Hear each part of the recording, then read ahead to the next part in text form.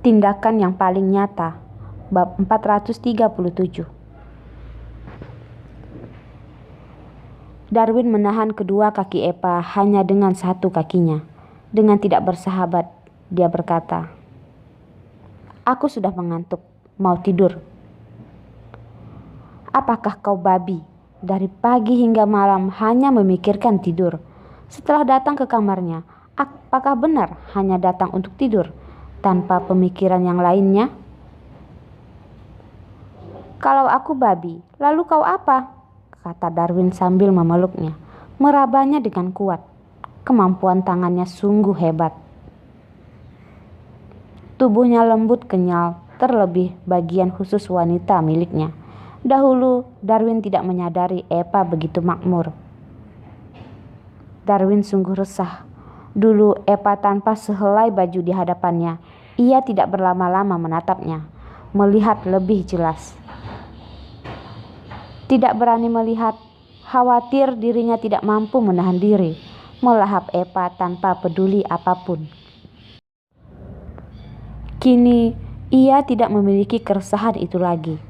Kesenjangan di antara mereka sudah terpenuhi oleh kemampuan mengalihkan gadis kecil ini. "Kau adalah babi, maka aku adalah tukang dagingnya," ucap Epa. "Lain kali kalau kau melawan, aku akan menyembelih, menguliti lalu merebusmu." Darwin memeluk Epa, merabanya tidak karuan. "Kalau aku babi, maka kau adalah wanita seekor babi." Epa mengayunkan tangannya, menonjok Darwin tepat di tubuhnya. "Pergi." "Sakitkah?" Darwin meraih kepala Epa, mengelus perlahan luka sayat yang berbekas di tubuhnya. Nada bicaranya menjadi jauh lebih lembut. Meski dokter sudah memberikan Epa obat terbaik untuk menghilangkan bekasnya, tapi masih ada belasan luka sayat yang berbekas di tubuhnya. Lukanya baru saja membaik, sayatannya masih nyata dan merah. Tidak begitu nyata, namun tetap mengganggu. Gadis kecil ini begitu menjaga penampilannya. Dulu, jika ada satu bekas jerawat di wajahnya, mampu membuatnya marah hingga tidak menggubris siapapun selama setengah hari. Sebaliknya, kali ini sungguh mengejutkan. Malahan ia tidak pernah membahas soal lukanya, seperti tidak peduli sama sekali. Hari itu ia memberitahu Carson agar mereka tidak membahas masalah sosok yang menculiknya. Tidak perlu membahas sama sekali. Tidak mengizinkan mereka untuk menuntut sang penculik. Sama sekali bukan seperti sifat Epa yang seharusnya. Hari itu, ketika Darwin tiba di ruang bawah tanah, Epa terengah-engah dalam genangan darah, seakan-akan mampu menghembuskan napas terakhirnya sewaktu-waktu. Mengingat kembali kejadian hari itu, Darwin mau tidak mau menghela napasnya. Keinginan untuk membunuh pun ada. Setiap mengingat itu, Darwin ingin memotong sang penculik menjadi beberapa bagian. Bagaimana seorang Epa dengan karakter yang begitu kuat mampu menghadapi dengan tenang setelahnya? Mungkin Epa sudah berubah menjadi dewasa, menjadi logis setelah kejadian Sandoro. Tahu bahwa ada kalanya harus mengalah. Meski mengalah, tetapi tidak boleh mengizinkan sesuatu seperti ini terjadi. "Beritahu aku, sakit tidak?" Sakit bukan main bagi Epa. Pria ini sungguh kasar. Tangannya begitu besar, gerak tubuhnya kasar. Tidak ada ampun bagi Epa yang baru pertama kali. Begitu saja dimasukkan dengan kasar. Epa ingin sekali menggigitnya waktu itu. Untung saja, seiring berjalannya waktu, sakit ini tidak bertahan lama. Kenikmatan dirasakannya lebih dalam daripada rasa sakit. Epa menjawab yang tidak perlu dipertanyakan. "Pastilah, mana mungkin tidak sakit." Sekujur tubuhnya dipenuhi luka sayat yang hampir saja merenggut nyawanya. Bagaimana mungkin tidak menyakitkan? Hanya saja Gadis ini tidak pernah mengungkapkannya sekalipun setelah tersadar di rumah sakit.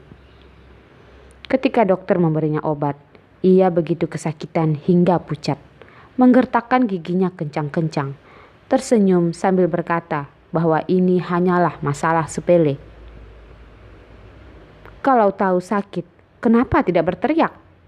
kata Darwin, tidak tahu bagaimana harus mengungkapkannya dengan cara yang lebih baik. Baginya, ini sudah cukup lembut untuk diucapkan. "Ya Tuhan," Epa memelototinya dengan sangar. Bisa-bisanya Darwin memikirkannya berteriak atau tidak. Teriakannya bisa saja terdengar oleh siapapun yang ada di balik pintu ini. Keesokan harinya, ketika mereka meninggalkan kamar ini, mereka akan menatap Epa dengan tatapan yang ambigu. Pasti mereka semua sudah mendengarnya.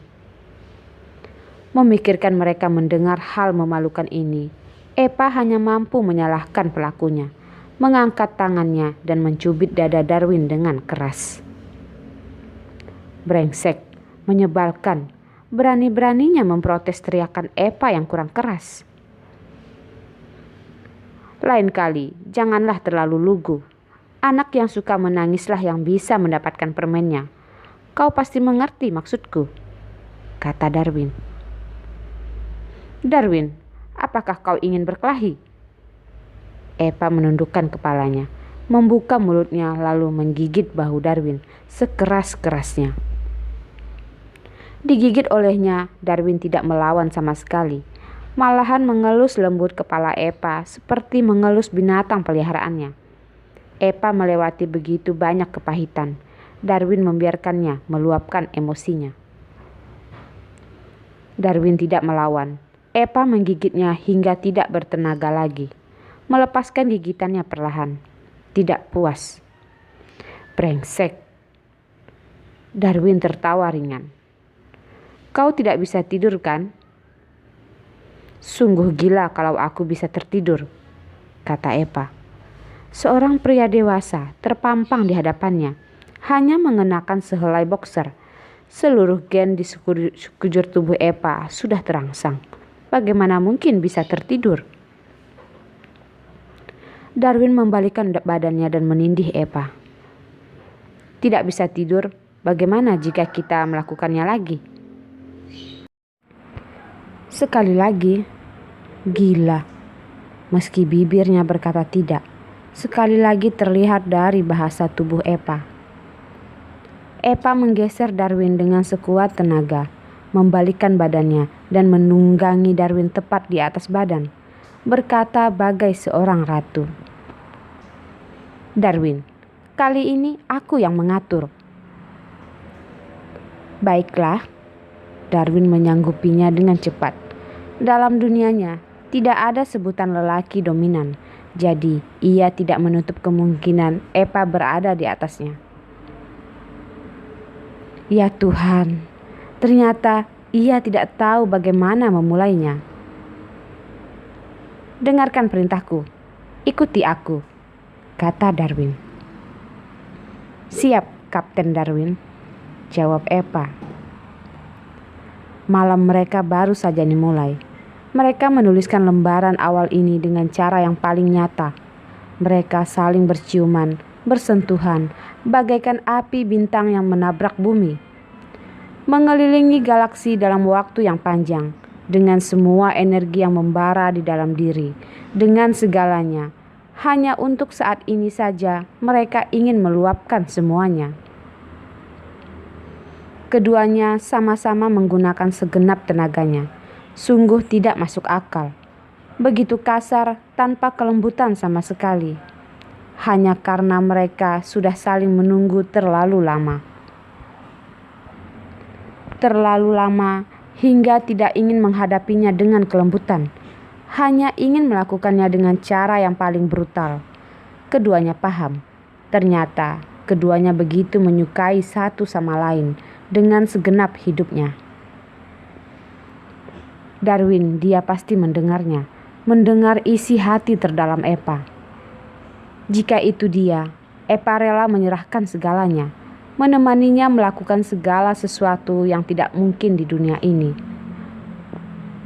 mengejar Darwin bertahun-tahun, menunggunya selama bertahun-tahun. Kala itu ketika ia hampir menyerah, tiba-tiba Darwin muncul di hadapannya. Saat itu, Epa begitu yakin, lebih dari apapun, tidak ada satu hal pun yang mampu menghalangi keteguhan hatinya pada Darwin. Di tengah malam, hujan mulai turun. Angin dingin menerobos masuk dari celah jendela, membiarkan suhu kamar yang terus meninggi berhenti seketika pada saat itu.